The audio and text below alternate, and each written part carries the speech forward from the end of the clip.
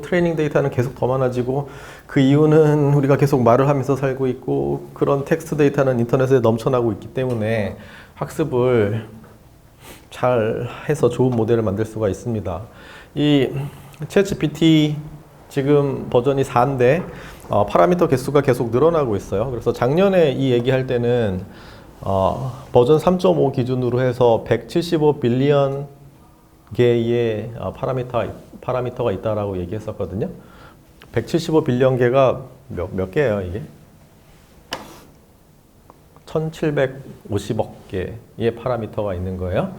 그러니까 뉴럴 네트워크 생각하면은 여기 레이어 뉴런들 있어가지고 여기 뉴런과 뉴런 연결하는 요거 웨이트 하나, 그게 파라미터 하나인데 그게 1750억 개가 있었는데 다시 10배쯤 늘어나서 1.76 트릴리언 개가 있어요. 트릴리언이 조거든요. 1.76조 개. 근데 뭐 챗 GPT 버전 5, 6 뭐 계속 나올 거라고 생각하고 있잖아요. 파라미터가 더 많아질 걸로 기대를 하고 있어요, 사람들이. 그렇게 할 수 있는 이유는 트레이닝 데이터가 어마무시하게 많기 때문입니다. 그래서 지금 예외적인 상황을 여러분이 계속 보고 있는 거예요. 네, 이 예외가 언제까지 적용될 것인지가 빅 퀘스천이에요. 오케이? 네. 자, 그래서 다시 예외적이지 않은 상황에서는 모델의 복잡도가 늘어날수록 파라미터가 많아질수록 BC 디멘션이 커질수록 트레이닝 에러는 이렇게 줄어들지만 아웃 오브 샘플 에러는 줄어들다가 다시 이렇게 늘어나는 복잡한 모델이 되면 이렇게 오버피팅이 생겨나고 이렇게 됩니다. 네. 일반적인 얘기입니다. 근데 데이터가 많으면 다시 예외가 발생합니다. 인공지능 사자성어 및 속담 모음 내가 만든 거예요. 네. 까먹지 말라고요. 근데 여러분이 의외로 사자성어를 잘 모르더라고요. 온고지신 들어본 사람 무슨 신발인가요? 이러면 안 돼요. 온고지신 무슨 뜻이에요? 옛것을 익혀 새것을 배운다. 온고, 옛고자고 지신, 새로운 거를 안다는 거죠. 그래서 온고지신 우리가 많이 쓰는 속담인데 저게 리그레션 얘기죠. 옛것을 보고 옛날 데이터를 보고 프리딕션을 하는 거니까 이게 리그레션에 해당하는 사자성어입니다. 온고지신. 그리고 그렇게 강조를 많이 했던 이 오버피팅에 해당하는 거는 과유불급이죠. 과유불급 알죠, 여러분? 지나치는 거는 미치지 못하는 것만 못하다. 그게 과유불급. 그래서 오버피팅. 너무 트레이닝을 많이 하면. 근데 여러분은 지금 언더피팅 돼 있어요. 중간고사 결과는 여러분은 아직 한참 못 미쳤어. 이렇게 넘어가지 못했어. 그래서 과제가 많이 이제 나갈 겁니다. 네. 그리고 다다익선. 데이터 관련해서 더 모어 더 베러입니다. 그게 챗GPT에서 지금 일어나고 있는 일이고요. More data, better generalization, better out of sample error고요. 그리고 속담으로 넘어와서 하나를 보면 열을 안다 뭐 이런 속담이 있잖아요. 이게 피처 익스트랙션에 대한 얘기라고 생각을 합니다. 여러분 뉴럴 네트워크 레이어가 있고요. 레이어를 통과해서 나오는 아웃풋들이 있고요. 다시 레이어를 통과하고요. 또 레이어를 통과해서 나오는 아웃풋들이 있죠.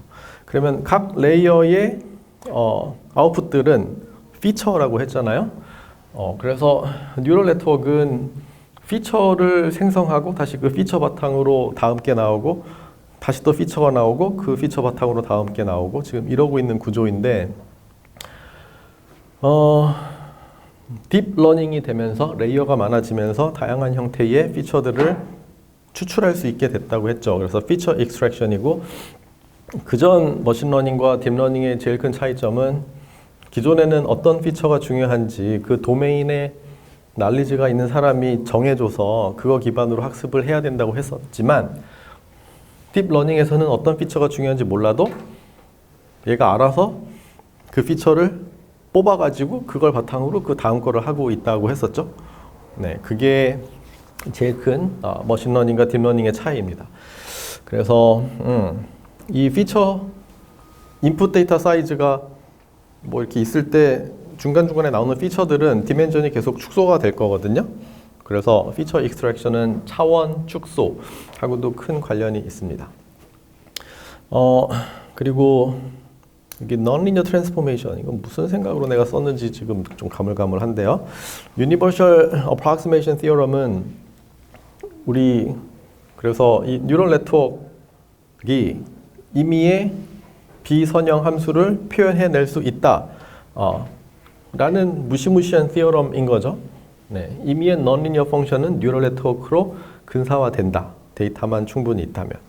네, 그래서 내가 하나를 보면 열을 난다. 이 피처를 통해 가지고 새로운 것들을 알아낼 수 있다. 뭐 지금 이런 뜻이 됩니다. 그리고 난 놓고 기억자도 모른다. 이거는 우리의 이 시각적인 인지에 대한 얘기를 하고 싶어서 그런 건데, 난 놓고 나 보면 기억자를 알겠죠. 네, 2차원적인 이미지를 통해 가지고 기억을 인식을 하는데, 우리 여러분의 비주얼 시스템, 비주얼 레코그니션의 원리를 이용을 해서 만든 게 이 컨볼루셔널 뉴럴 네트워크입니다. 물론 수업 시간에 안 다뤘지만 2학기 때 여러분 배우겠죠. 우리 수업 시간에 다뤘던 거는 멀티 레이어 퍼셉트론 MLP밖에 없었어요. 그래서 컨볼루셔널 뉴럴 네트워크 좀 이따 다시 얘기할게요. 네. 자, 근데 주의할 사항들이 있다고 했었습니다. 그게 제너럴라이제이션 관점에서 그런 건데요. 일단 데이터 스누핑 얘기했었죠. 데이터 스누핑은 여러분이 모델을 결정함에 있어서, 하이퍼시스 셋을 결정함에 있어서 데이터를 쓱 보고 이런 모델이 잘 되겠구나라고 결정하는 거를 데이터 스누핑이라고 했었어요.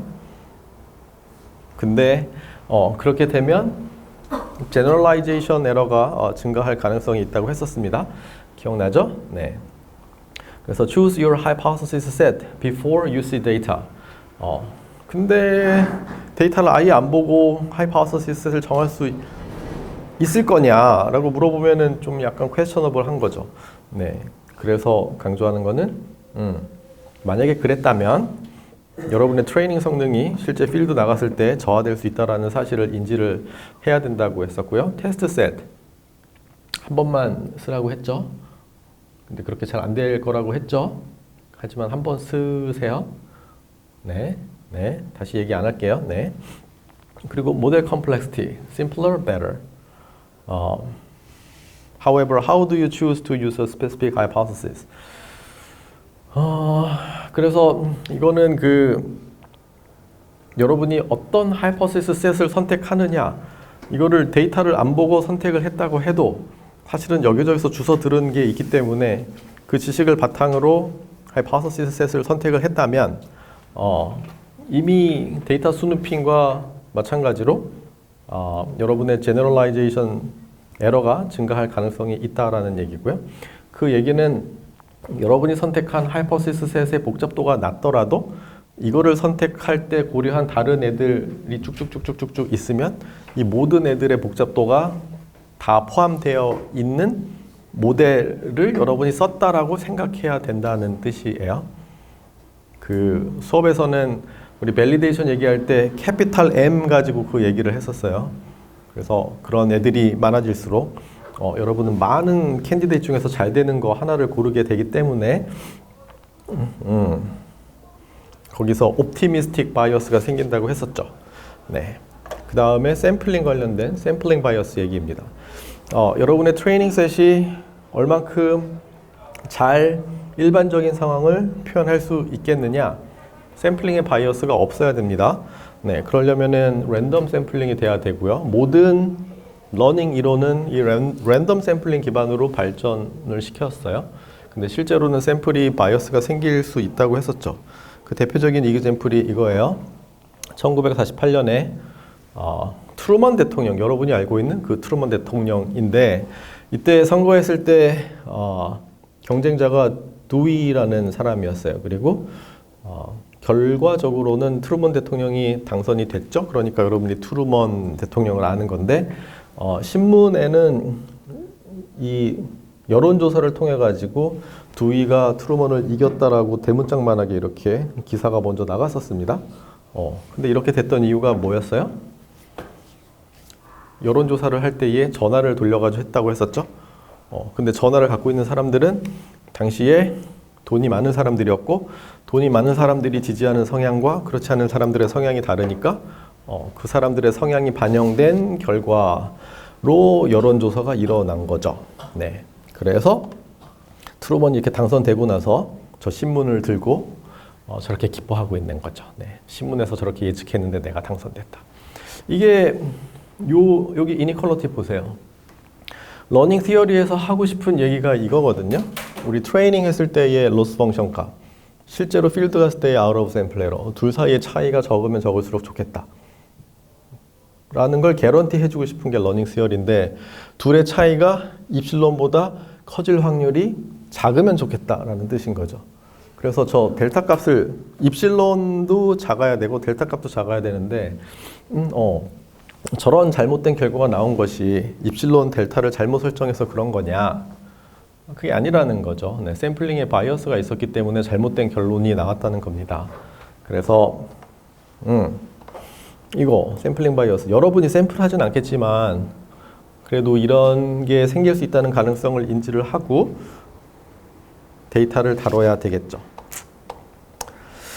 자, 딥러닝 아주 짧게만 얘기할게요. 네, 그래서 뉴럴 네트워크 배웠고 그런 레이어가 많아지는 것이 우리 딥 뉴럴 네트워크입니다. 그래서 more layers means more features. 그래서 우리 뭐 레코그니션 문제, 특히 개, 고양이 구분하는 그런 문제 여전히 사람들이 하고 있어요. 그리고 이 recognition problem은 special type of function approximation 인데 이것도 모델이 복잡해지면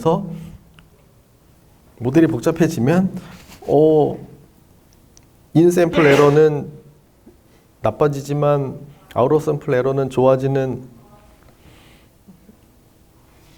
반대로 말했군요. 네, 모델이 복잡해지면서 인샘플 에러는 줄어들지만 아웃 샘플 에러는 늘어나는 이런 제너럴라이제이션 에러가 커지는 상황이 일반적인 건데, 이쪽에서도 모델이 복잡해지는데 인샘플 에러도 줄어들고 아웃 오브 샘플 에러도 줄어드는 그런 또 신기한 일들이 여전히 계속 생기고 있습니다. 그리고 왜 그렇게 되는지 아직 명확하게 이론적으로 잘 규명이 안 돼 있어요. 임피리컬하게 그렇게 된다라고 사람들이 인지하고 있고, 그래서 요새 많이 나오는 그 표현이 오버 파라미터라이제이션이에요. LLM에서도 여러분이 경험하고 있지만 전통적인 머신러닝 시어리는, 그리고 내가 여태까지 가르쳤던 모든 얘기들은 다 전통적인 머신러닝 시어리 관점에서 얘기를 했었던 건데, 예외가 있고 왜 그런 예외가 생기는지 여전히 이해는 잘 못하지만 프랙티컬리 지금 잘 워킹하고 있어서 뭐 AI 새로운 그런 시대를 우리가 맞이한 거죠. 그래서 오버 파라미터라이제이션, 여태까지 그렇게 계속 파라미터가 많으면 안 된다, 심플한 모델을 써야 된다 이렇게 얘기를 했지만 실제로 오버 파라미터라이제이션이 지금 워킹하고 있는 그런 도메인들이 있고, 라지 랭귀지 모델이 그런 영역이고, 뭐 이런 인식에 관련된 레코그니션 프로블럼들, CNN, RNN 이런 쪽이 그런 분야가 되겠습니다. 그래요. 그리고 여러분이 학습을 시킬 때, 뉴럴 네트워크 파라미터 학습 시킬 때 우리가 SGD 얘기만 했었는데, 스토캐스틱 그레디언트 디센트 얘기를 했었는데, 스토캐스틱 그레디언트 디센트도 굉장히 단순한 거잖아요. 그레디언트 디센트를 전체 데이터에 대해서 하는 게 아니라, 그러니까 에러 펑션을 구할 때, 로스 펑션을 구할 때 전체 데이터에 대한 에버리지 에러를 구하는 게 아니라 샘플 하나당 아니면 작은 미니 배치 하나당 로스 펑션을 구해서 그거의 그레디언트를 취해가지고 개의 에러가 줄어든 방향으로 파라미터 업데이트를 하는 이 단순한 SGD가 잘 되거든요. 네, 잘 됩니다. 그리고 저거는 컨벡스 옵티마이제이션의 대가인 보이드 교수님이 얘기하기로도 저거는 참 잘 된다. 근데 우리는 여전히 이게 왜 잘 되는지 사실 정확히 이해를 못하고 있다. 이렇게 얘기를 하고 있어요. 그래서 여러분들 중에서 누군가가 그런 연구를 만약에 해서 이론적으로 왜 잘 되는지 밝혀낼 수 있다면 정말 좋을 거라고 생각을 합니다. 배터리가 나갔나요? 아니군요. 네. 어쨌든 그래서 제일 기본적인 그레디언트 디센트 말고 스토캐스틱 그레디언트 디센트 말고 과거에 학습하던 방향대로 모멘텀을 가지고 좀 나아가는 그런 일련의 방법들을 모멘텀 메소드라고 한다고 했었죠. 그리고 대표적으로 여러분이 아담이란 걸 씁니다. 하지만 얘가 대표적인 그 옵티마이저 알고리즘으로 되기 전에 나왔던 애들이 뭐 한 10개쯤 돼요. 아담, 아다그레드, 여기 지금 점점점 써놨는데 잠깐 언급되다가 사라진 그런 애들이 있습니다.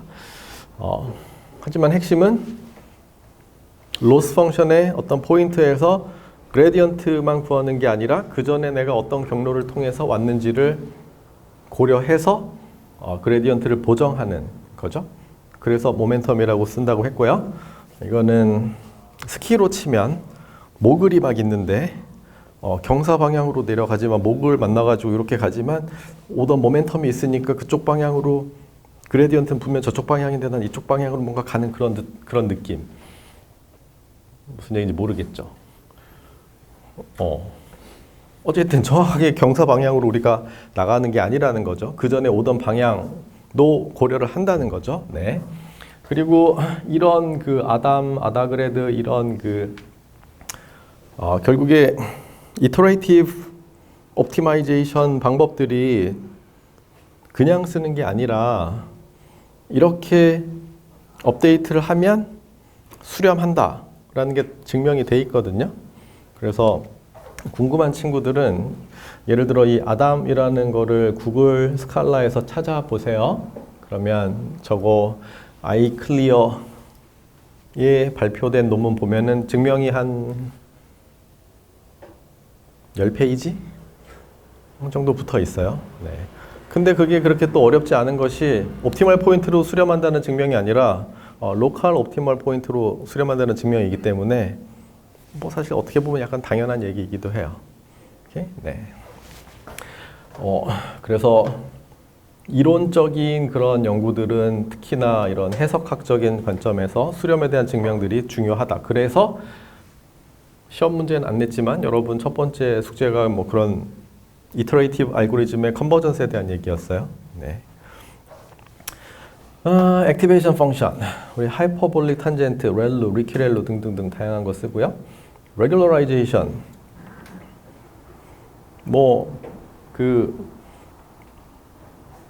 우리 레귤러라이제이션에서 선택하는 하이퍼 파라미터들 한 7, 8개, 10개쯤 알려줬었잖아요. 드랍아웃, L1 레귤러라이저, L2 레귤러라이저 이런 얘기들 했었는데 우리 그냥 직관적으로 생각하면 L2 레귤러라이저 그리고 수업 시간에도 L2 레귤러라이저만 다뤘어요. 웨이트의 제곱의 합을 로스 펑션에다가 더했잖아요. 그랬잖아요. 네, 그래서 모델 컴플렉시티가 우리의 목적 함수에 추가가 돼 있죠. 그래서 복잡한 모델이 안 되도록 하는 거였는데, 그래서 W가 웨이트였으면은 W 트랜스포즈 W, 이게 지금 L2 놈의 제곱이 들어가 있는 형태인데, 의외로 어플리케이션 따라서 그냥 그 웨이트의 놈만 더하는 형태. 우리 로스 펑션의 레귤러라이저를 L1 놈을 더하는 이런 형태. 수업 시간에 한 거는 L2 놈의 제곱을 더하는 형태였잖아요. 이렇게 할 때는 이게 W 트랜스포즈 W 형태로 이렇게 더해지는 거였잖아요. 웨이트들의 제곱의 합을 레귤러라이저로 썼었는데, 이게 리치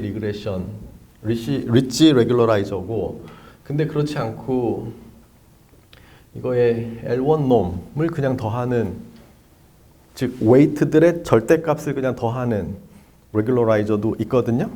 이거는 수업 시간에 이렇게 강조를 안 했습니다. 그거 이름이 라쏘예요. 그래서 나중에 언젠가 여러분이 이 레귤러라이저도 만날 날이 올 거예요. 그리고 기억하기 위한 방법은 L1이니까 여기 이렇게 생겨 있어요. L2 스퀘어니까 R이 있는 거예요. 네, 헷갈리지 마세요. 근데 이 L1 레귤러라이저, 이 라쏘가 엄청 잘 되는 또 그런 형태의 문제들이 있어요. 어떤 경우냐 하면 이 L1 레귤러라이저를 쓰면 파라미터가 이렇게 많은데 L1 레귤러라이저를 썼더니 그 중에서 아주 극히 일부만 값을 갖는 걸로 학습이 되고 나머지는 0으로 되어버리는. 그거를 L2 레귤러라이저를 쓰면 그런 일이 안 생기고 다 어떤 웨이트들의 값이 막 이렇게 있는데 L1 레귤러라이저를 쓰면 안 중요한 파라미터들은 그냥 사라지고 중요한 몇몇 파라미터들만 값을 갖게 되는 그런 놀라운 일이 생기는 일이 있습니다. 그래서 특히 그게 언제 생기냐 하면은 여러분 리스트 스퀘어 프로블럼 할 때에 푼 게 이거였잖아요. 이렇게 되는 걸 만들고 싶었었잖아요. 이게 리스트 스퀘어 프로블럼에서 풀고 싶었던 거죠. 그래서 이 매트릭스 보통 다루는 게 매트릭스가 이렇게 톨 매트릭스 형태고 벡터 X가 이렇게 돼 있고 B가 지금 이렇게 돼 있어 가지고 지금 이게 뭐 n by n X는 n차원 벡터, B도 n차원 벡터 이러면은 근데 지금 m이 n보다 이렇게 큰 이런 경우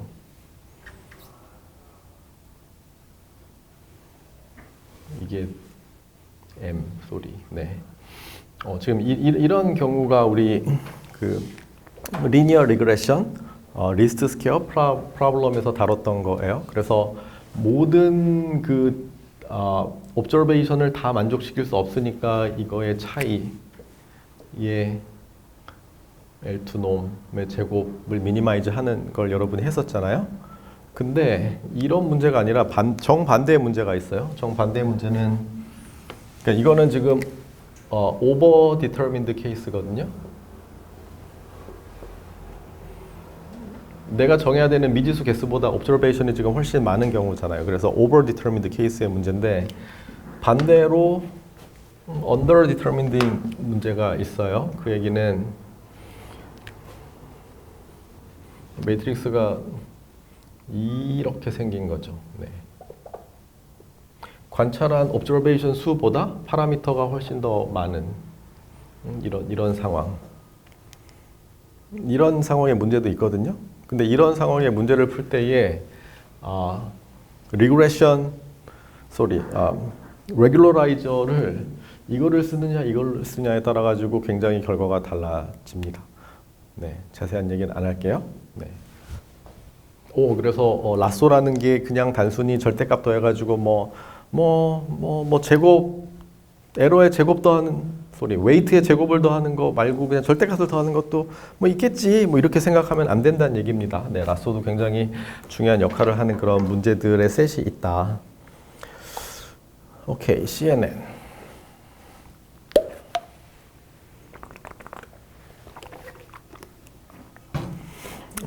이미 CNN 알고 있는 친구들도 있겠지만 CNN의 원리는 굉장히 단순해요. 어떤 이미지가 2차원 이미지가 있으면 여러분이 시노미 시스템에서 했던 콘볼루션 연산을 2차원으로 합니다. 그래서 특정 위치에서 어떤 연산값을 계산해내기 위해서 우리가 2차원 필터가 있고요.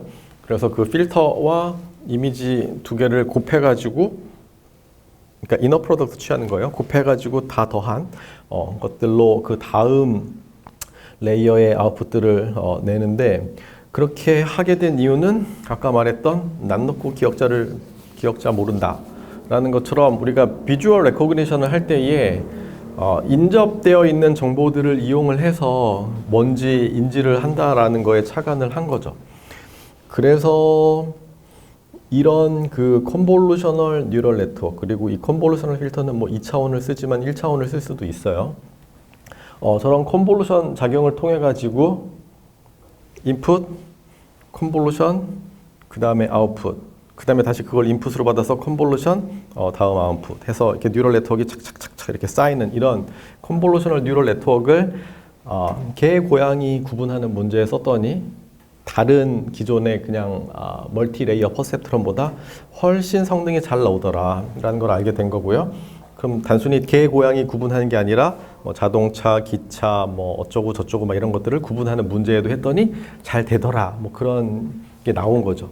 근데 왜 그런 일이 나오는지 봤더니 이게 지금 그 레이어가 이게 하나, 둘, 셋, 넷, 다섯, 여섯, 일곱 막 이렇게 돼 있잖아요. 그리고 여기 지금 FC라고 쓴 거는 그냥 MLP입니다. 네, Fully Connected Layer.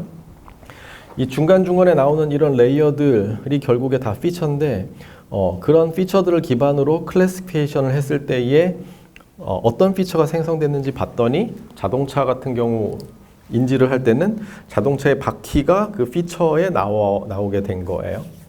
바퀴를 기준으로 자동차를 구분한 게 아니지만 이게 자동차야 하고 알려준 다음에 막 학습을 시켰더니 중간에 레이어에 나오는 아웃풋들이 자동차의 특징을 나타내는 이미지들이 피처로 나왔다는 거죠. 네. 뭐 그래서 네, CNN 많이 썼고요. 지금도 쓰이고 있습니다. 비주얼 레코그니션인 경우에 또 다른 형태의 신호가 우리 그 타임 시리즈 데이터예요. 뭐 음성 신호도 그렇고요. 아니면은 텍스트도 마찬가지입니다. 그래서 이때는 또 MLP랑 다르게 리커런트 뉴럴 네트워크이란 걸 쓰는데 여러분이 여태까지 했던 그 뉴럴 네트워크는 인풋이 있고 아웃풋이 있고 지금 이렇게 돌아가는 요 패스는 없는 뉴럴 네트워크를 여태까지 얘기를 했었어요. 네, 인풋 X, 아웃풋 O. 그래서 근데 어떤 케이스에는 내가 연산한 거가 아웃풋으로 나오지만 그거를 다시 인풋으로 회귀시켜서 리커런트 시켜가지고 그걸 써가지고 학습을 하면 훨씬 잘 되는 일들이 있습니다. 그래서 output is fed back to input. 이게 리커런스에 대한 얘기인데요. 이런 얘가 언어, 타임 시리즈 데이터들입니다. 그래서 타임 시리즈 데이터를 분석할 때에 특히 예측을 할 때에 뭐 스탁 프라이스, 뭐 전력 사용량, 태양광 발전량 등등을 할 때에 기존의 MLP 대신에 또는 CNN 대신에 RNN 또는 이거에 좀 더 어드밴스된 버전인 LSTM 이런 것들을 씁니다. 그래서 이 구조를 여기 이렇게 가는 요거 없이 보면 기존의 MLP랑 똑같은데 얘는 아웃풋이 두 개가 나오고 그 중에 하나 아웃풋은 다시 feedback 돼서 자기 자신으로 들어오는 이런 형태를 띠고 있죠. 그래서 기존에 인풋 하나, 아웃풋 하나였는데 얘는 인풋이 두 개, 아웃풋도 두 개인 그런 형태입니다. 이렇게 돌아가는 거를 이게 그리고 그 입력 데이터들이 시간에 따라서 이제 바뀌거든요. 네, 여기는 그냥 하나만 딱 보여준 건데 시간 t-1, t 플러스 1 계속 입력 데이터가 이렇게 바뀌어 나가고 그럴 때마다 시간에 따라서 바뀐 새로운 입력도 들어오지만 내 아웃풋이 다시 나한테 들어와가지고 another 인풋으로 쓰이잖아요. 그래서 마치 이거는 갈비를 말아놓은 거를 이렇게 둘둘둘둘 펴가지고 생각을 하면 요런 구조가 나오는 거죠. 매 시간마다 X라는 인풋이 t-1, t 플러스 이렇게 들어오고 그리고 자기 자신의 아웃풋이 피드백 돼서 들어오니까 그걸 여기다 이렇게 표시를 해 놓을 수가 있죠. 그래서 여기도 보면은 내가 지금 t-1이라는 시점에서 들어오는 입력 여기 t라는 시점에서 들어오는 입력 그 전에 내 모델의 아웃풋이 입력으로 들어와서 아웃풋도 내고 또 다음 시점에서의 입력으로 쓸 another 형태의 아웃풋을 또 냅니다. 네, 그래서 이런 구조를 우리 리커런트 뉴럴 네트워크라고 합니다. 그래서 시계열 예측에 많이 씁니다. 그리고 또 여전히 계속 빠르게 발전하고 있는 것이 이 제너레이티브 모델인데요. 제너레이티브 모델은 생성형 모델이죠. 그래서 챗 GPT도 제너레이티브 모델이고요. 여기서는 모든 걸 다 확률적으로 처리를 합니다. 그래서 우리 가령 이미지 생성도 이 제너레이티브 모델로 할 수 있는데 이런 이미지가 있다고 보세요. 그러면 이게 지금 픽셀들로 이루어져 있고 한 픽셀은 RGB 세 가지 색을 갖고 있죠. 어쨌든 그래서 이 하나의 이미지는 여러분이 벡터로 표현할 수가 있어요. 2차원 매트릭스지만 그거를 그냥 쭉 피면은 1차원 벡터가 되는 거죠. 그래서 어떤 X라는 벡터가 있고 그래서 이미지를 굉장히 많이 갖다 놓고 이 벡터가 어떻게 생겼는지 어떤 확률적인 분포를 따르는지를 생각을 할 수가 있겠죠. 네, 그래서 이런 이미지들로부터 벡터를 생각하고 그 벡터의 디스트리뷰션을 생각하고 그러면 그 디스트리뷰션을 학습을 한 다음에 그 디스트리뷰션을 따르는 랜덤 베리어블을 하나 샘플을 해내면 또 다른 형태의 이미지가 나오게 됩니다. 이게 제일 기본적인 제너레이티브 모델의 원리입니다. 그래서 확률이 중요하다는 얘기를 계속 하고 있는 것이고요. 그래서 여러분이 4학년 2학기 때 인공지능 딥러닝 개론에서는 이 CNN, RNN, 제너레이티브 모델 등등등등 이런 걸 포함하는 다양한 딥러닝 방법들에 대해서 배울 겁니다. 그 다음에 다시 인공지능 통신으로 돌아와서 얘기를 할게요. 여태까지 얘기한 모든 얘기는 모든 러닝 방법은 다 Centralized Learning and Optimization 얘기였어요. 그 얘기는 데이터가 한 곳에 모여 있고요. 그 데이터들을 여러분이 학습을 하는 거였죠. 하지만 데이터는 지금 도처에 퍼져 있고요. 그래서 그 데이터를 한 곳으로 모아가지고 학습을 하는 것이 아니라 데이터가 있는 곳에서 학습을 진행을 합니다. 그 이유는 프라이버시 이슈도 있고 데이터를 옮기는 거에 대한 비용도 있고 뭐 다양하게 있겠죠. 그래서 Centralized Learning에서는 인트라 서버 컴퓨테이션을 하는 거죠. 서버 안에서 모든 일이 일어나죠. 그래서 이거는 지금 폰 노이만 아키텍처인데요. 컴퓨터에는 CPU가 있고 메모리가 있고 인풋 아웃풋 IO가 있습니다. 그리고 이것들 사이에는 한 컴퓨터 안에 있지만 데이터를 주고받아야 돼서 여기 버스가 있어요. 그래서 데이터 버스를 통해 가지고 데이터가 왔다 갔다 하고 또 메모리 어디를 액세스하기 위해서 어드레스 버스 뭐 이런 게 있고 또 컨트롤 그 인스트럭션을 가지고 수행하기 위해서 컨트롤 버스가 있습니다. 어쨌든 이렇게 하나의 컴퓨터 안에서 어떤 프로세싱을 하는 것도 러닝을 하는 것도 다 통신이 결부가 되어 있다라는 얘기예요. 여러분이 특별히 통신이라는 생각을 안 하겠지만 CPU와 메모리 사이의 통신, 그래서 High Bandwidth Communication도 여기 일어납니다. 그래서 요새 통신에 대한 수요 중에서 반도체가 워낙 핫하다 보니까 또 그 CPU와 메모리 사이의 통신 중요한 이슈고요. 심지어는 CPU에서 메모리 사이를 왔다 갔다 하는 것도 시간이 많이 걸리니까 Processor in Memory 이런 새로운 컨셉이 또 나왔어요. 혹시 이런 거 들어본 친구 있나요? PIM이라고 합니다. Processor in Memory. 그래서 지금 이 프로세서가 발전하는 게 CPU 하다가 러닝 어차피 보니까는 대부분 그냥 곱셈이잖아요. 그러니까 GPU를 써가지고 단순한 선형대수 연산을 하죠. 근데 그것도 또 더 단순하게 그냥 아주 간단한 하드웨어로 처리를 해보자 라고 해서 우리 NPU라는 게 지금 핫해져 있잖아요. 네, 그런 상황인데 뭐 이 PIM, Processor in Memory도 비슷한 그런 경향으로 여러분이 이해를 하면 좋을 것 같아요. Anyway, 하고 싶은 얘기는 인터널 버스 상에서의 커뮤니케이션이 계산, 학습에 일어나고 있다. 당연한 얘기입니다. 근데 이게 꼭 인트라 서버에서만 일어날 필요는 그럼 없다는 거죠. 그래서 인터 서버 컴퓨테이션도 전혀 이상하지 않은 개념이에요. 네, 그래서 지금 통신하시는 분들, 네트워크 하시는 분들, 무선 통신 하시는 분들은 하나의 컴퓨터에서 일어나고 있는 이런 버스를 통해서 일어나고 있는 통신이 더 확장이 돼서 무선 통신, 이더넷, 데이터 센터 내에서의 통신 또는 데이터 센터 간의 통신으로 확장이 돼서 학습을 진행을 하는 그런 방법론들을 연구를 하고 있습니다. 그래서 통신 어떤 거냐? 인터넷, 또 우리 모바일, 와이어리스, LTE, 5G, 6G 다가올 그리고 컴퓨팅을 어디서 하느냐에 따라서 클라우드 컴퓨팅, 엣지 컴퓨팅 이제 이런 구분들이 나오게 되는 거죠. 여기 우리 샘플들이 몇 개 없긴 한데 다 예비군 훈련 가가지고 디지털 통신 들은 사람? 한 명.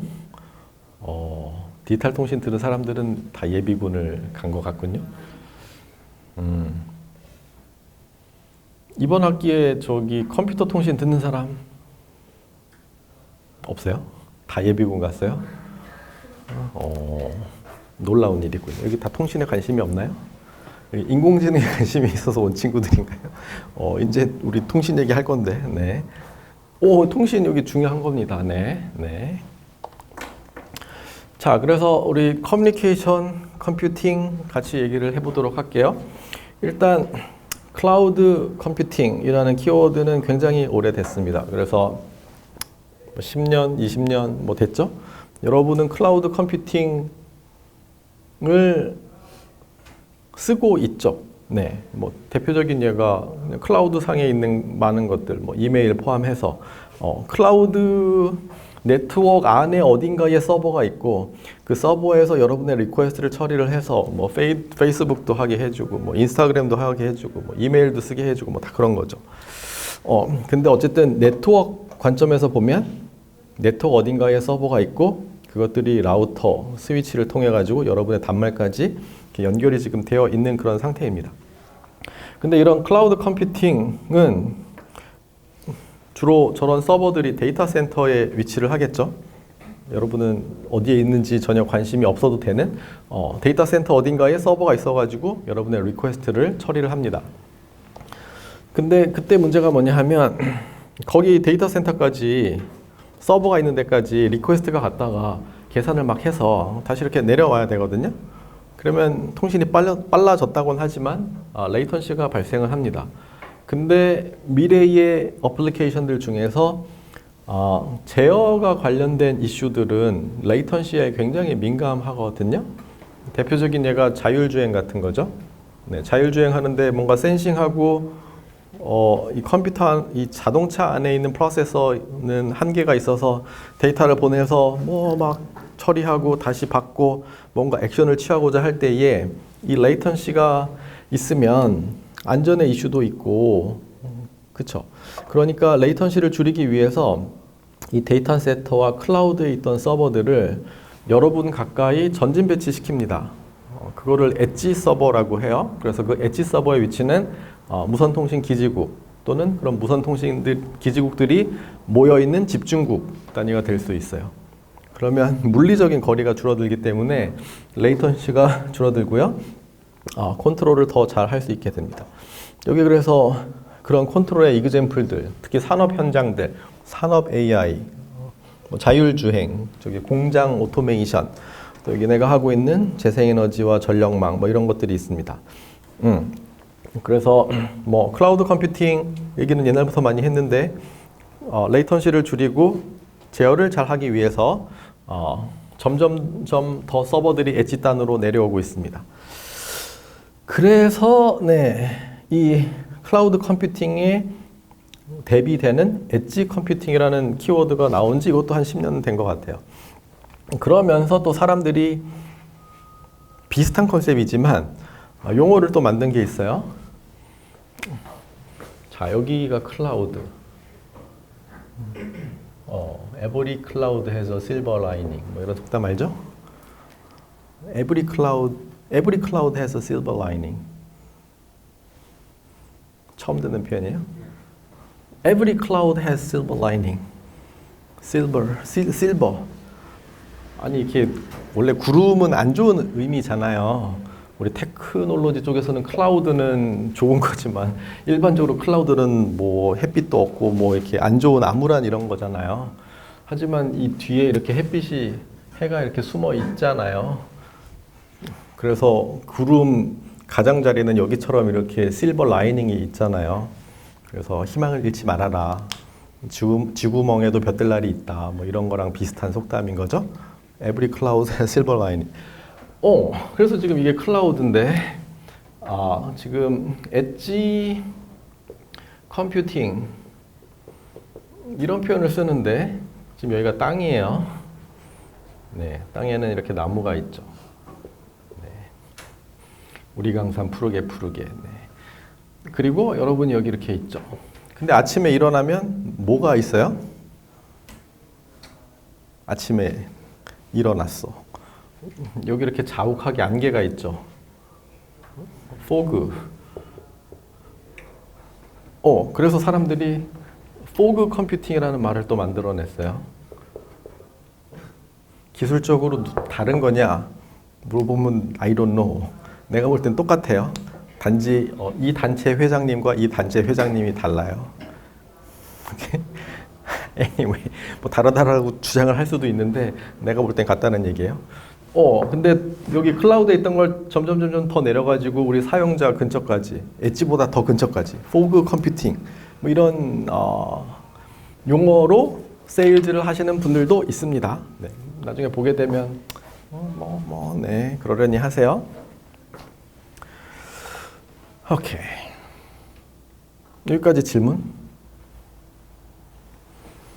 그래서 이거를 누가 하냐? 이거 하시는 분 중에 한 분이 저기 포닥대 지도 교수님이신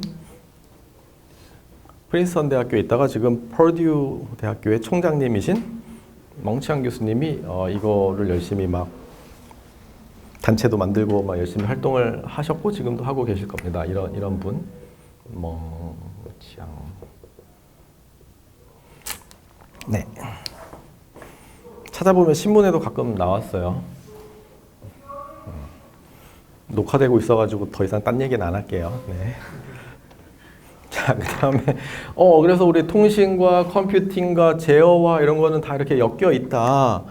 그러니까 우리 네트워크를 통해서 어떻게 통신이 일어나는지를 알아야 되겠다. 그래서 네트워크 아키텍처 얘기를 하려고 합니다. 놀랍게도 여기 지금 컴퓨터 통신 아무도 안 듣고 있고요. 아니면은 예비군 훈련 같고요. 뭐 그런데 요거는 상식으로 알아두세요. 통신은 뭐 오늘 하다가 뭐 끝나면 계속 이어서 하면 되니까 시간이 얼마 없는데 통신은 일단 통신과 네트워크는 같지만 다르거든요. 같지만 다른 게 무슨 뜻이냐면 하는 사람들이 달라요. 네. 그래서 양쪽 사람들은 통신하고 있는데 네트워크 한다. 너 네트워크 하냐 그러면은 통신하는데, 그러고 네트워크 하는 사람한테 통신하냐 그러면 네트워크 하는데 라고 서로 이렇게 구분을 아마 할 겁니다. 하지만 여러분 입장에서는 다 같은 거죠. 나는 통신도 안 하고 네트워크도 안 하니까. 그렇죠? 네. 그럼 나한테 물어보면 나는 통신하는 사람이냐 네트워크 하는 사람이냐 그러면 통신 네트워크 하는 사람이다라고 얘기를 해야겠죠. 네. 하지만 네트워크가 더 포괄적인 개념이라고 생각을 해요. 왜냐하면 네트워크는 커뮤니케이션 네트워크, 소셜 네트워크, 파워 네트워크, 다양한 모레큘러 네트워크, 다양한 형태의 네트워크가 가능한 거거든요. 아무튼 그래서 여기서 말하는 네트워크는 커뮤니케이션 네트워크 아키텍처예요. 네. 그래서 커뮤니케이션 네트워크 아키텍처는 이렇게 5단계가 있는데요. 일단 밑에서부터 할게요. 여러분이 디지털 통신 또는 통신공학개론을 들었다면 거기서는 요 얘기를 했습니다. 피지컬 레이어. 그래서 신호를 어떻게 보내고 받을 것이냐. 그리고 디지털 통신에서는 1을 보내면 1을 받고 0을 보내면 0을 받고 하는 게 디지털 통신에서 하는 일이에요. 여러분이 하지 않는 일들은 당연히 다 당연한 거잖아요. 근데 당연하지 않아요. 1을 보냈는데 0으로 받을 수도 있고 0을 보냈는데 1을 받을 수가 있어요. 왜냐? 채널에는 에러가 있거든요. 가우시안 노이즈가 끼어들어와가지고. 근데 에러가 안 나도록 어떻게 잘 하면 되겠느냐? 그거를 우리 피지컬 레이어에서 다룹니다. 디지털 통신의 내용이에요. 근데 여기 이렇게 그래서 통신을 하는 거죠. 내가 지금 여기 사람을 그려놨지만 지금은 또 패러다임이 바뀌어가지고 사물들이 통신을 하고 있죠. 센서들끼리 IoT, 인터넷 오브 띵스. 네, 꼭 사람일 필요는 없습니다. 통신의 주체가. 근데 그래서 비트를 잘 보내고 받을 수 있는 것들이 됐으면 그 다음에는 링크 레이어가 있어서 비트의 모음인 패킷 또는 프레임을 주고받게 돼요. 그리고 이때는 통신에 참여하는 사람들이 이렇게 1대1로 하는 게 아니라 여러 사람들이 있게 됩니다. 그렇죠. 통신을 이렇게 둘만 하는 건 아니잖아요. 여기 나도 통신하고 싶고 저기도 통신하고 싶고 여기도 통신하고 싶고 우리 다 같이 통신을 하고 싶은 거죠. 그러려면 무슨 일이 생기냐 하면은 통신에는 자원을 쓰거든요. 시간 자원, 주파수 자원, 공간 자원, 다 이런 자원들을 쓰게 됩니다. 그래서 통신 자원을 라디오, 무선, 라디오 리소스 매니지먼트 해야 되는 일이 생깁니다. 그래서 RRM이라고 하는데요. 저 라디오 리소스 매니지먼트를 담당하는 게 여기 링크 레이어예요. 아주 단순한 얘기로 하면 여기 와이파이 어디 액세스 포인트가 있을 거잖아요. 저기 있네요, 저기. 네, 저기 모든 사람이 동시에 통신하려고 그러면은 충돌 나가지고 아무도 통신 못 하거든요. 그래서 교통 정리를 해주는 애라고 생각하면 돼요. 네. 조화로운 세상, 살기 좋은 세상, 다 같이 어울려 사는 세상, 최적화 관점에서 그렇게 해서 여기 링크 레이어 또는 맥 레이어라고 합니다. 그냥 상식으로 알아두세요. 네, 맥. Medium Access Control 뜻이에요. Medium Access Control. 이래가지고 지금 이 안에서 여러분이 통신을 이제 할 수 있게 된 거죠. 그리고 여기 액세스 포인트, 여러분 익숙한 집에 있는 이런 와이파이 액세스 포인트가 이렇게 있는 거죠. 이것만 있는 건 아닌데 그냥 예를 들어서 이렇다는 거예요. 근데 지금 이거는 로컬한 영역에서 일어나고 있는 일들이에요. 그래서 이거를 로컬 에어리어 네트워크, LAN이라고 불러요. 뭐 랜선, 뭐 그게 이 얘기예요. 옛날에는 실제로 이렇게 선으로 이렇게 다 연결돼 있었거든. 지금은 무선이지만. 그래서 랜선 미팅. 그게 뭐예요? 랜선 미팅이 뭐예요? 그런 용어 없나? 아무튼 그래서 로컬에서 이렇게 통신을 하다가 보면 세상 밖으로 나가고 싶겠죠.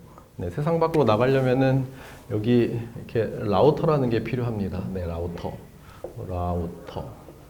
라우터는 길을 안내해 주는 애고, 여기서부터는 여러분이 알고 있는 이 IP 인터넷 프로토콜, 그래서 뭐 147.46.1.1 이런 IP 주소가 할당이 됩니다.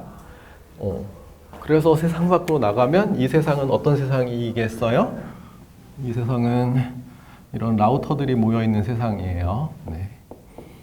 그리고 이런 라우터들은 다 이렇게 연결이 돼 있겠죠?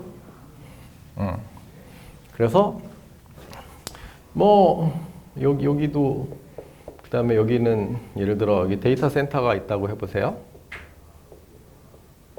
그래서 여기 어떤 서버가 있습니다. 네. 유튜브 서버 또는 뭐 페이스북 서버 뭐 이런 데 서버, 여기서 해가지고 여기까지 가야겠죠. 근데 가는 길이 여기도 보면 알겠지만 이렇게 갈 수도 있고, 뭐 이렇게 있다 그러면 이렇게 갈 수도 있고 이렇게 갈 수도 있고 다양한 길이 있죠. 그래서 길을 찾아야 됩니다. 그 길을 찾는 게 이 라우터가 해주는 일이에요. 라우터 또는 루트.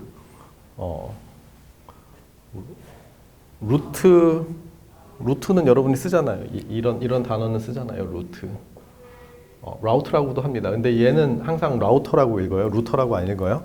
그래서 길을 찾아주는 것을 라우팅이라고 합니다. 그래서 라우팅 알고리즘은 자료구조 및 알고리즘 시간에도 했었고요. 예전에 공학 프로그래밍 할 때도 얘기했었는데, 기억나는 사람?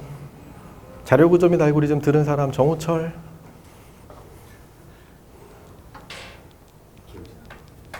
배웠던 것 같은 느낌은 있나요? 그게 뭐 이런 얘기였어요. 그래가지고 여기까지 길을 잘 찾아가지고 드디어 인스타그램 서버에 여러분이 간 거예요. 그리고 여기 보면은 이렇게 홉 있잖아요. 이런 홉들은 이런 애들이 지금 링크입니다. 네, 그래서 이거를 이렇게 짧은 시간에 이렇게 깔끔하게 설명할 수가. 어디가 깔끔하다는 거야. 그래서 지금 중요한 거는 여기 서강이가 여기 이렇게 있는 거죠. 이게 서강이. 네, 서강이가 이렇게 있어요. 그래서 지금 인스타그램 서버에 가고 싶어요. 근데 중간에 여러 단계를 거치긴 했지만 결국에 통신은, 그러니까 여기서는 나 얘랑 통신하고 싶어였는데 그게 확장돼 가지고 여기까지 온 거잖아요. 그래서 지금 여기 클라이언트가 있고요. 여기 서버가 지금 있는 이런 구조입니다. 그래서 서버와 클라이언트 간에 지금 통신이 일어나고 있는 상황이고, 통신에는 반드시 양 끝단이 있어야 돼요. 그래서 end to end가 중요한 컨셉입니다. end to end. 우리나라 말로는 종단간이라고 하는데요. 그래서 end to end로 통신이 일어나게끔 릴라이어블하게 에러 없이 해주기 위해서 필요한 게 여러분이 알고 있는 이 TCP라는 거예요. TCP/IP, TCP/IP, TCP/IP 들어봤죠? 안 들어봤죠? 트랜스포트 레이어, 트랜스퍼 컨트롤 프로토콜. 그래서 종단 간의 오류 없는 전송을 위해서 중요한 역할을 담당하는 애가 얘입니다. 그리고 TCP랑 IP는 둘이 항상 친구예요. TCP/IP, TCP/IP 이렇게 붙여가지고 얘기를 합니다. 그래서 여기까지 오면 그 다음에 이제 무슨 일이 있을 수 있는 거냐 하면은 내가 쓰고 싶은 인스타그램, 여기도 지금 인스타그램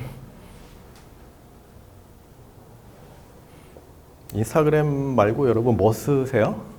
뭐 써요? 인스타그램 그냥 인스타그램 쓰나요? 네, 인스타그램. 얘는 앱이죠, 애플리케이션. 그 애플리케이션을 담당하는 게 애플리케이션 레이어예요. 그래서 거꾸로 얘기하면 사실 여러분은 뭐 다 통신에 관심 있을 필요는 없어요. 여기 앱이 있고 내가 쓰는 이 앱이 있어서 이 두 개가 연결만 되면 되는 건데, 근데 저 두 컴퓨터가 한 곳에 모여 있는 것이 아니라 이렇게 공간적으로 떨어져 있으니까 통신을 통해 가지고 연결이 돼야 되는 거죠. 그래서 프로그래머 관점에서는 이 어플리케이션 레이어에 있는 두 프로그램, 뭐 인스타그램 앱이건 이메일이건 아니면 뭐 또 뭐가 있죠? 여러분은 아마 안 써봤을 것 같긴 한데 파일 트랜스퍼 프로토콜, HTTP 이런 것들이 다 어플리케이션이에요. 그리고 그것들이 네트워크를 통해서 이렇게 연결이 지금 되고 있는 겁니다. 여기 TCP, IP, MAC, 뭐 저기 와이파이 1을 보내면 1을 받고 0을 보내면 0을 받고. 네. 깔끔하군요. 여기까지 질문. 네트워크 레이어랑 트랜스포트 레이어랑 차이가 어디까지? 트랜스포트 레이어랑 네트워크 레이어 설명이 없다고? 여기 있는 거. 이거 신나게 설명했잖아. 지금까지 설명했잖아. 여기 세상 밖으로 나와가지고 중요한 얘기를 안 했구나. 그래서 세상 밖으로 나올 때 이 게이트웨이를 거치게 됩니다. 게이트웨이. 그래서 게이트웨이 안쪽은 로컬한 마을이고요. 세상 밖으로 나가면 여기가 지금 인터넷인 거죠. 인터넷. 인터넷의 바다. 그래서 인터넷의 바다는 라우터들로 이루어져 있어요. 여기가 네트워크 레이어에 해당하는 거예요. 근데 얘기를 듣다 보면 도대체 왜 이게 레이어라고 불리는지 좀 그렇군요. 그렇게 되는 이유는 진짜 레이어라서 그래요. 이렇게. 저 순서 그대로 어플리케이션 레이어, 트랜스포트 레이어, 네트워크 레이어, 링크 레이어, 피지컬 레이어 이렇게 레이어로 되어 있어서 이거는 짧은 시간에 설명하기 어려운데, 그래서 이 아까 엔드 투 엔드 얘기를 했었잖아요.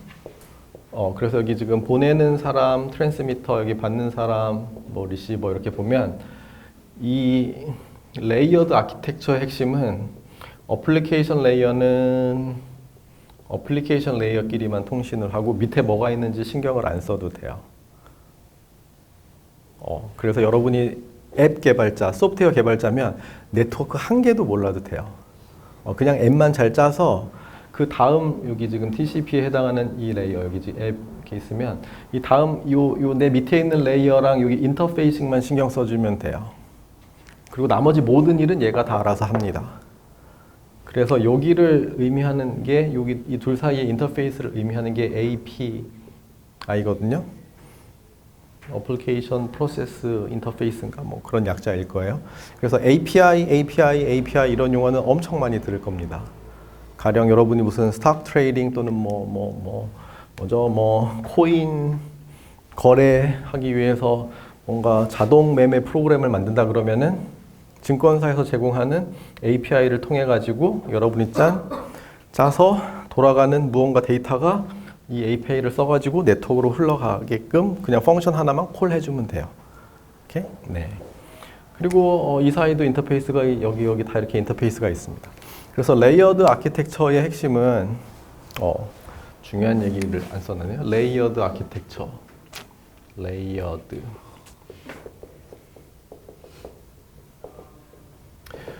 아키텍처 핵심은 복잡한 문제를 레이어링하고 레이어마다 나눠서 문제를 푸는 디바이드 앤 컨커 어프로치를 취하고 있다는 거예요. 자료 구조 및 알고리즘 시간에도 얘기했었잖아요. 우리가 복잡한 문제를 푸는데 이걸 쪼개가지고 나눠서 푼다. 그리고 각자 자기 영역에만 집중한다. 그리고 남의 영역은 인터페이싱만 신경을 쓴다. 그러면 복잡한 문제를 나눠서 잘 풀 수 있다. 그게 지금 컴퓨터 네트워크에서 일어나고 있는 일이에요. 그래서 여러분 이거 써가지고 이제 뭔가 과제를 하게 될 일이 아마 생길 가능성이 매우 높아요. 근데 어렵다고 생각하지 말고 그냥 펑션 하나만 콜하면 됩니다.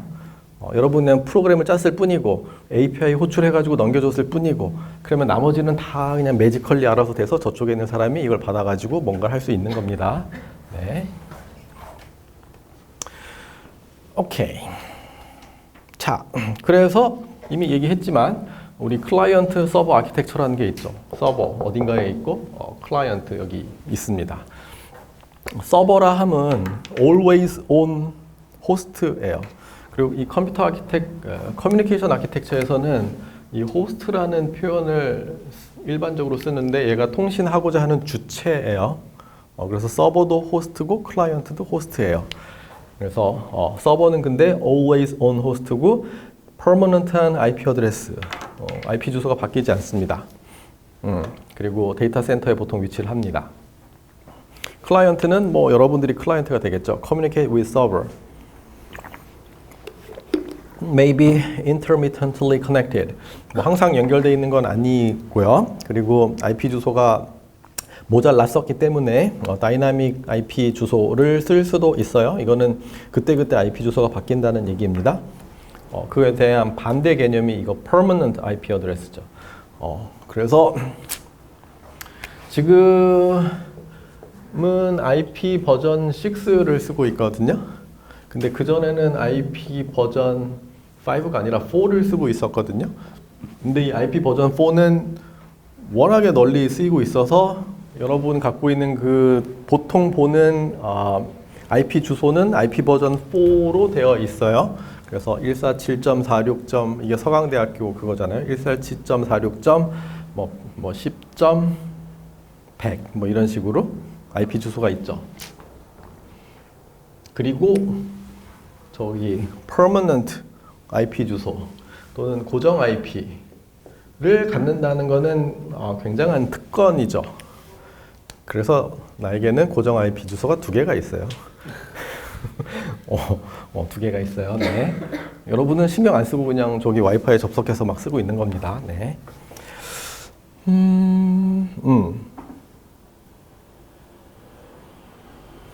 그래서 일단은 클라이언트들은 서버하고 통신을 합니다. 네, 여러분 이메일 접속도 해야 되고 웹사이트 접속도 해야 되고 인스타그램도 써야 되고 유튜브도 봐야 되고 다 지금 이런 클라이언트 서버 구조입니다. 근데 반대되는 구조가 peer-to-peer 아키텍처예요. 그래서 P2P. 지금 이 친구가 내가 받고 싶은 파일을 갖고 있어. 뭐 영화 파일이나 뭐 등등등. 근데 그거를 여기까지 올렸다가 이 사람이 이렇게 받아가는 것보다 둘이 다이렉틀리 뭔가 하면은 좋겠죠. 네, 그래서 피어와 피어가 직접 하는 거 이게 P2P 아키텍처고요. 그래서 여기서는 always on server라는 컨셉이 없어요. 즉 어떨 때는 내가 서버가 되기도 하고 어떨 때는 내가 클라이언트가 되기도 합니다. 서로가 다 클라이언트의 역할과 서버의 역할을 교대로 바꿔가면서 합니다. 근데 여러분 이 P2P 잘 안 써보고 개념이 생소하죠? 생소하죠? 그 이유가 뭐냐 하면 지금으로부터 10년 전, 15년 전, 20년 전, 옛날이군요. 그때는 이 P2P를 많이 썼어요. 그 이유가 지금처럼 넷플릭스, 유튜브 이런 것들이 그렇게 발달 안 돼 있었거든요. 그 이유가 네트워크 속도가 느려가지고 고화질 비디오를 접속해서 본다는 게 힘들었어요. 그렇기 때문에 DVD나 뭐 CD나 이런 파일로 돼 있는 거를 다운받아가지고 봤거든요. 근데 얘가 갖고 있어. 그러면 이렇게 카피 보겠죠. 그거를 해줄 수 있게끔 만든 기술이 이 P2P 프로토콜이에요. 그래서 한 2005년부터 2000년대 중반부터 P2P 기술에 대한 연구가 네트워크 쪽에서 엄청나게 많이 생겼어요. 그리고 불법에 다 쓰였어요. 불법 영화 다운로드. 네, 그쪽으로 엄청나게 많이 쓰였어요. 하지만 every cloud has silver lining. 그게 기술 개발하는 데 기여를 했거든요. 수요가 있으니까 그거에 맞춰서 기술을 만들다 보니까 P2P 프로토콜이라는 거를 연구를 엄청 했고 기술이 많이 발전했습니다. 그래서 다른 데 또 잘 쓰이고 있습니다. 네. 그러는 사이에 네트워크는 밴드위스 대역폭이 계속 늘어나고 서버 용량도 커지고 해서 지금은 넷플릭스를 스트리밍으로 그냥 마치 당연한 것처럼 여러분이 보고 있지만 20년 전에 내가 KT에서 일할 때는 그거 가능하게 하려고 엄청 노력을 많이 했었어요. 네. 당연한 게 당연한 게 아니다. 그리고 여러분이 보고 있는 넷플릭스 서버가 어디에 있는지 모르잖아요. 그 서버 플레이스먼트도 중요한 이슈입니다. 가급적이면은 어딘가 여러분 근처에 있어야 되는 거죠. 그리고 지금 여기 내가 와이파이만 이렇게 그려놨지만 여러분이 저기 바깥에 나가면은 이런 기지국, 베이스 스테이션 하고 통신을 하면서 뭐 5G, LTE 쓸 거잖아요. 그러면은 사람들이 많이 보는 그런 컨텐츠들은 여기다 놓는 게 아니라 여기 아니면 심지어 여기다가 복사해서 놓을 수 있겠죠. 그래서 컨텐츠 캐싱을 할 수가 있겠죠. 뭐 그런 이슈들이 있습니다.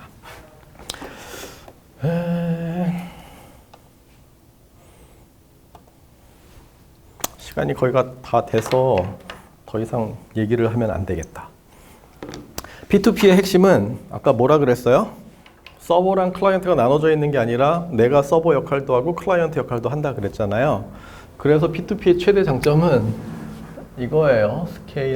스케일러빌리티. 만약에 클라이언트 서버 구조에서는 클라이언트가 많아지면 이 요구를 다 수용하기 위해서 계속 서버 증설을 해야 되거든요. 물론 그렇게 해서 데이터 센터에 계속 서버들이 많아지고 있죠. 근데 P2P 구조에서는 서로 주거니 받거니 하면서 내가 서버 역할도 하고 클라이언트 역할도 하고 막 그러기 때문에 서버 증설이란 개념이 없고 사용자가 많아지면 많아질수록 서비스 해주는 호스트도 같이 많아지는 거라서 그냥 얘는 in nature 스케일러블 해요. 놀랍죠? 네, 여기까지. 질문? 클라우드 컴퓨팅이랑 엣지 컴퓨팅을 아까 설명해 주셨는데 그럼 지금 이거 설명해 주신 거에 클라우드 컴퓨팅 이게 클라우드 컴퓨팅이잖아요. 여기에 지금 클라우드 컴퓨팅과 엣지 컴퓨팅은 어떻게 반영이 돼 있냐고요? 네, 엣지 컴퓨팅은 보통 제어할 때 쓰신다고 말씀을 하셨는데 이게 제어할 때만 엣지 컴퓨팅이 들어가는 건가요? 그 제어는 이그젬플이고 레이턴시를 줄이기 위해서 서버가 전진 배치되는 것들을 그냥 통칭해서 엣지 컴퓨팅이라고 해요. 그러니까 둘 다 여기에 지금 다 들어. 여기 다 있는 거지. 지금 뭐 이런 데가 지금 엣지인 거죠. 네. 그래서 저기 우리 5월 1일 날 수업은 우리 저기 패러렐하게 진행하는 최적화 수업 3개 시리즈 중에 첫 번째 거 올라갈 거고요. 그래서 우리 수업은 이렇게 패러렐하게 2개가 이제 갈 거예요. 네, 수고했습니다.